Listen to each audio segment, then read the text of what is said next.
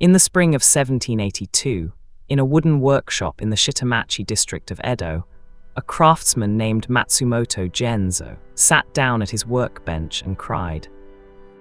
Not from grief, not from pain. He had just completed the technique. The one he had spent 30 years learning. The one his teacher had told him might not be achievable in a single lifetime. He had done it 30 years. And he sat at his bench and cried. Because the first thing he did, before he had even dried his eyes, was call in his apprentice, a boy of 17, and begin to teach him everything. Why would a man spend 30 years becoming the best in Japan at something, and then give it away the same morning he finally had it? In Edo-period Japan, the ink stone was not a tool, it was a world. A master calligrapher's relationship to his ink stone was closer than most men's relationship to their closest friend. The stone determined how the ink ground. How the ink ground determined how it flowed. How it flowed determined how the brush moved. And how the brush moved determined whether a single character was art or merely writing. The carvers of ink stones were among the most respected craftsmen in Japan.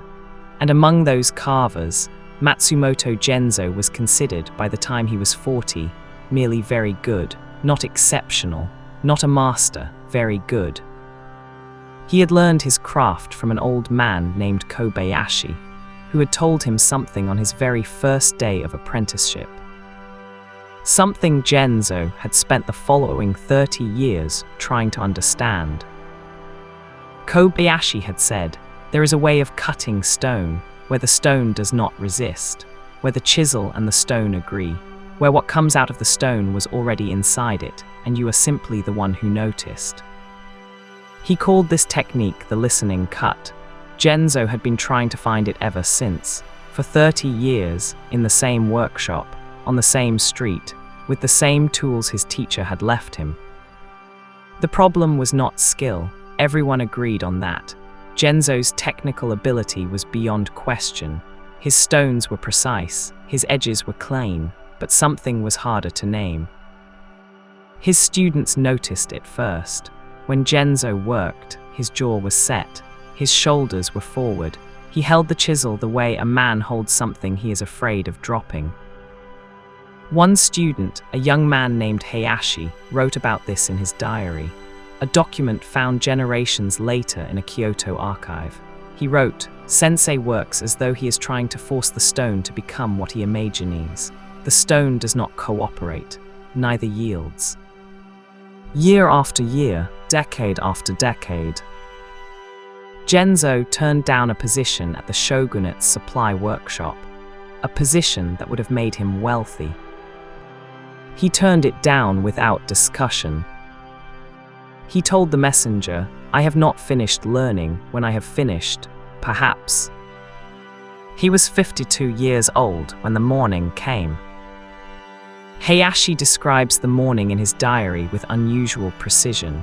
The 5th day of the 3rd month, a cold morning, rain on the roof of the workshop. Genzō had been at the bench since before dawn, working on a particularly dense piece of Amahata stone. Hayashi writes, "At the hour of the snake, I heard the sound change." The chisel sound in the workshop had been the same for 30 years. Careful, deliberate, each stroke counted. And then, Hayashi writes, "It became something else. I cannot describe it except to say that it sounded like a conversation rather than an argument."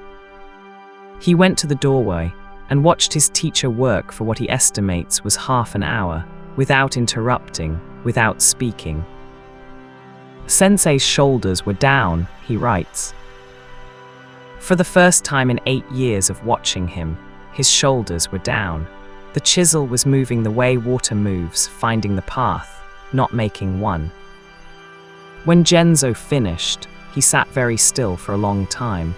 Then he put his face in his hands, and Hayashi heard him, very quietly, weep. After a few minutes, Genzō raised his head, dried his face, and called Hayashi into the workshop. "Come," he said, "sit here." He placed a fresh piece of stone in front of the boy, put a chisel in his hands, and for the next 3 hours taught him everything, not as a lecture, not as a demonstration, hand over hand, his own hands over Hayashi's hands, guiding the pressure, adjusting the angle, showing him, through the instrument itself, what the listening cut felt like from the inside. "You will not get it today," Genzō said. "You may not get it for years, but now you know what you are looking for. I spent 30 years not knowing what I was looking for. You will not have to." Hayashi asked him the question that was obvious to ask. "But sensei, you have only just found it yourself. Should you not use it first, keep it for a time?" Genzō picked up the stone he had finished that morning, turned it in his hands, set it down. "I have been using it for 30 years, he said. "The search was the using, the arrival is for giving." Hayashi practiced the listening cut for 11 years before he found it himself. When he did, he called in his own apprentice that same morning. The technique passed this way through 4 generations of craftsmen, each one teaching it the day they found it, before using it for themselves. The stones they made in those generations are considered among the finest produced in Edo-period Japan. You can find some of them today in Tokyo museums, though none of them are labeled with their makers' names. The craftsmen did not sign their work. They did not need to. Most people, when they think about the thing they are working toward, ask one question: what will I do with it once I have it?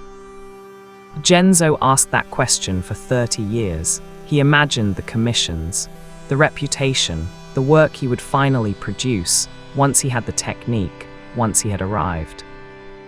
But what his teacher Kobayashi actually meant, what took 30 years to understand, was that the technique is not a destination. It is a direction. The 30 years of not quite finding it were the mastery. The search was the work. And when you finally hold the thing, the real thing, the actual clarity, the question is not, what do I do with this? The question is, who is standing behind me? Who needs it more than I need to keep it? Not because giving it away is noble, not because keeping it is wrong, but because the moment you stop passing it forward is the moment the search ends. And Genzō understood, on that rainy morning in Edo, that the search ending is the only thing worth crying about. If this story stayed with you, share it with someone who is in the middle of a long search right now. And if you want more hidden stories like this one, subscribe. There is a new one every week. See you then.